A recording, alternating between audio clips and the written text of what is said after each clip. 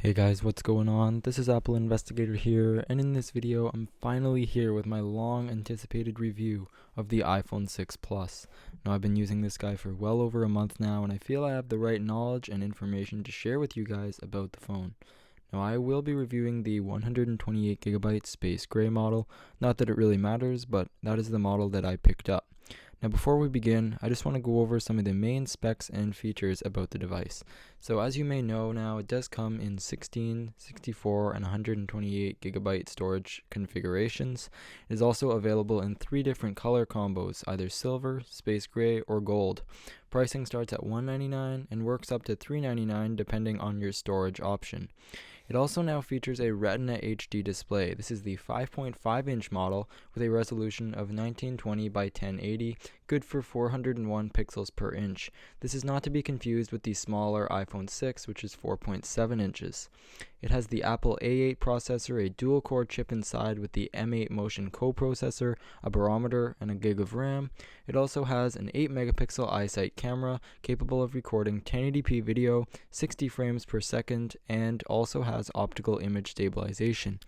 It also does have the Touch ID sensor, which was introduced last year, and iOS 8, Apple's latest mobile operating system. The first thing that I would like to touch on in this review is the actual design of the phone. Now, this is one of the most important things that we must touch on because the design of the iPhone 6 and 6 Plus are drastically different than previous generation iPhones. This is gone are the days of the diamond cut chamfered edges that we saw on the iPhone 5 and 5S, and that square design is no more, and that glass at the top and bottom, that's all gone now. It's just one piece of aluminum unibody construction. We see we have some plastic bands at the top and the bottom that make its way incorporated into the antenna system. We also do have a True Tone flash on the back now, which is now in a circular form, and a protruding camera lens that I will talk about more in the camera section of this video. But in general, the phone is very large, it fits in the hand very nicely, and one of the things that I really like is the curved edges, which resemble now the look of the iPod Touch 5th generation.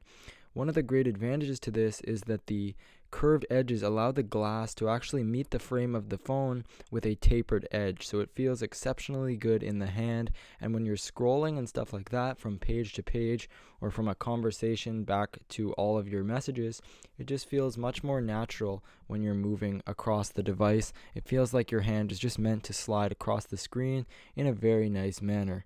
Now, as we take a look at the phone here, we can see that it fits very well in the hand. It is large, so if you don't believe this may be a good size for you, you might want to check out the iPhone 6 Plus at the Apple Store first, especially if you are used to using a smaller device like the iPhone 4 or 4S. Now, if we do take a look at the iPad mini here, we can see that the iPhone 6 Plus is not quite as tall as the iPad mini, obviously, but a good chunk of that screen size is covered.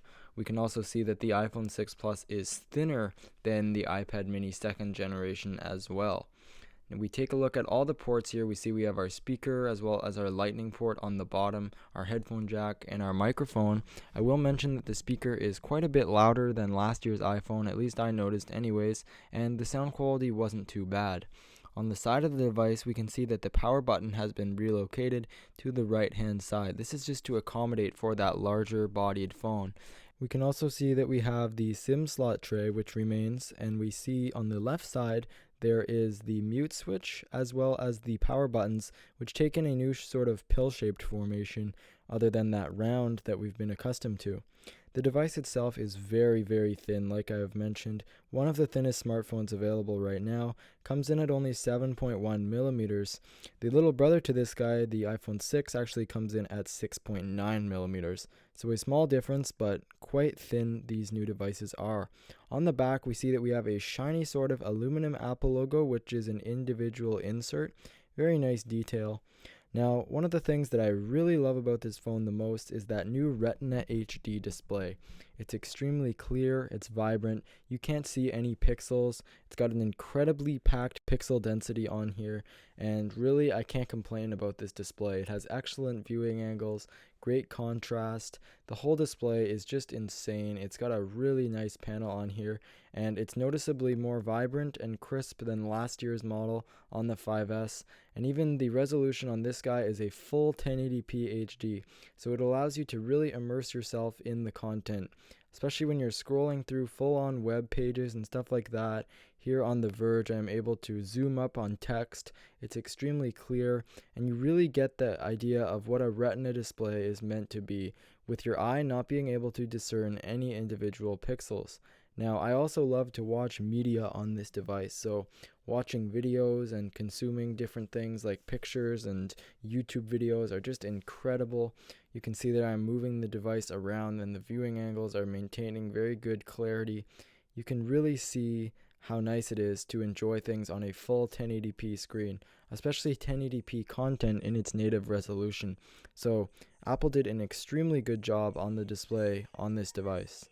Now, because this is the larger 5.5-inch display, Apple has made some modifications to the software which allow you to run some different apps and home screens in landscape orientation. So you can see that I'm actually using the device sort of in an iPad sort of manner.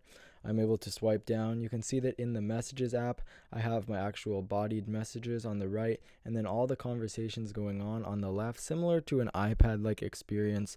One of the greatest advantages that they did was with the Calendar app, which now you can see a full week view, which is excellent, and I really love the usage of this application. You can see that you have your tasks on the right side, the different calendar dates on the left. I really think they did a great job with the Calendar app, but there's definitely more that they could do.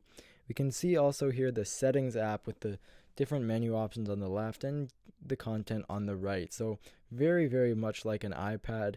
Now, one-handed use is also something that I must talk about.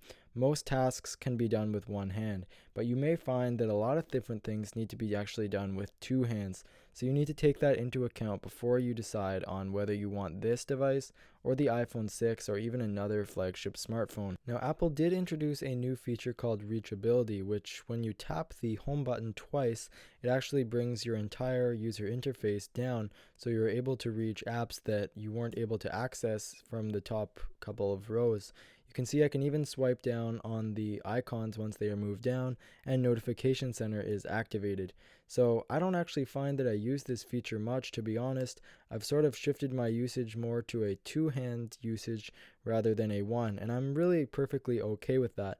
Especially when you're typing, it can be very difficult to actually use the device with one hand. I find that when I'm sitting on the bus, I really don't mind holding it with two hands. I just get a more immersive experience, and I feel like I have much more control over the content that I'm able to see and what I want to do on my device. You can see here I'm holding my phone with one hand and then scrolling down on web pages with another. You also may find that you need to hold your device obviously with two hands when you want to pinch to zoom. So if you are okay with coming to the realization that most tasks will require two hands, tasks that are beyond basic ones anyways, then this device should be fine for you. Now let's talk a little bit about the cameras on this device. So it still does feature a 1.2 megapixel front-facing shooter, but it does have a much larger aperture, letting in more light for low light situations, while the backside has been improved. It has the 8 megapixel sensor, but it has larger pixels like they did with the 5S to deliver a sharper image. It does have the True Tone LED flash, which is more of a circular shape now, rather than the pill design that we saw on the 5S. Now, the lens is protruding, which many people see as a great disadvantage, but once you actually get using the device and put a case on it, you'll see that that is quickly not an issue. Let's now take a look at some sample shots that are unedited from the rear camera on this device.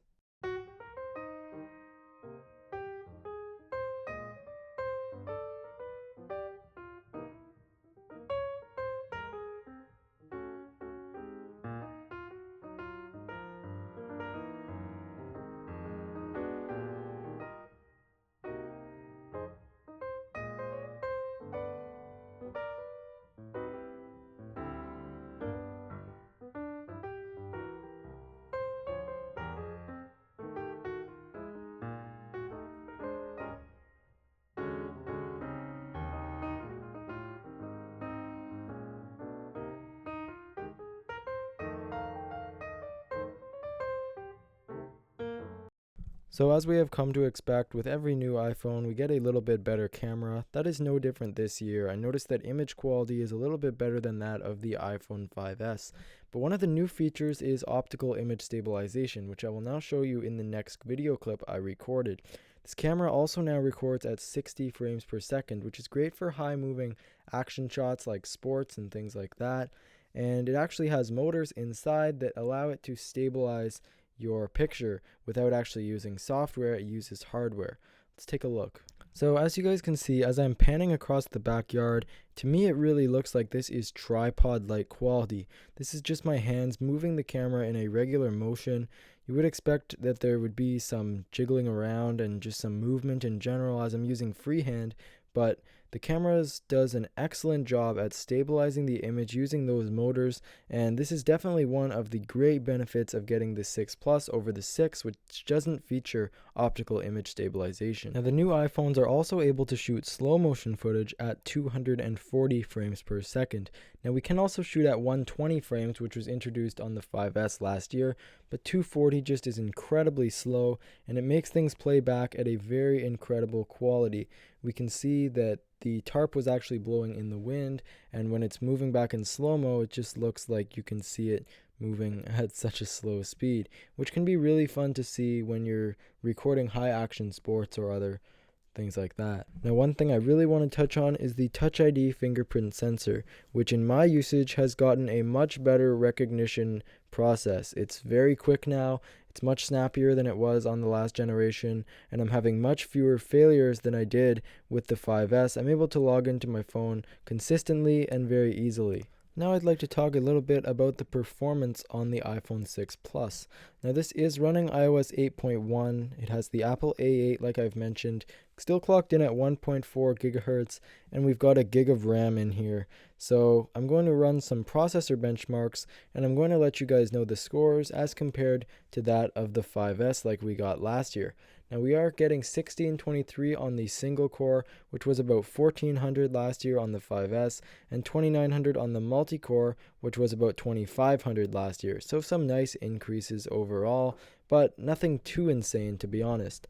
We can see here that I am also running speed test, and this device is the first mobile one for Apple to feature AC wireless. So some improved range, connectivity.